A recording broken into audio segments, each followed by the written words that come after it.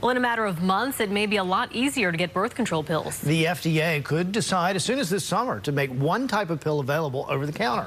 CBS 17's Maggie Newling is digging deeper and joins us live in Raleigh. And Maggie, what are you learning? Russ and Liz, if the FDA gives the green light, you could eventually walk into a drugstore like this one and get those birth control pills without a consultation or doctor's appointment.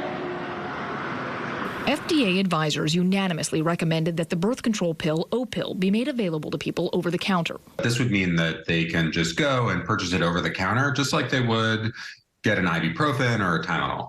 Both Dr. Jonas Swartz, an OBGYN at Duke, and Dr. Rachel Arudia, an OBGYN at UNC, say this would expand access to people who may have trouble getting a prescription. Or maybe pregnancy intentions change, or someone gets a new partner and they need birth control pill then, and maybe they call for an appointment and there's a wait. Although pharmacists are allowed to dispense birth control pills in North Carolina after a consultation with a patient, many pharmacies don't offer that option, and many people aren't aware of it. The challenge with implementation of the pharmacy access has been training pharmacists and making sure that pharmacists have adequate infrastructure to actually prescribe. There are certain patients who don't feel comfortable doing that, don't feel safe, don't feel private. The FDA is only looking at this one type of birth control pill to make available over the counter.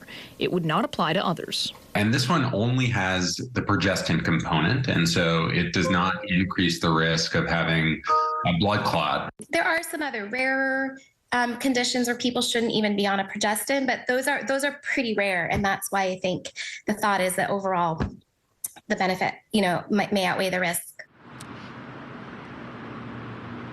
And the FDA is expected to make that final decision later this summer. Live in Raleigh, Maggie Newland, CBS 17 News. All right, Maggie, thank you.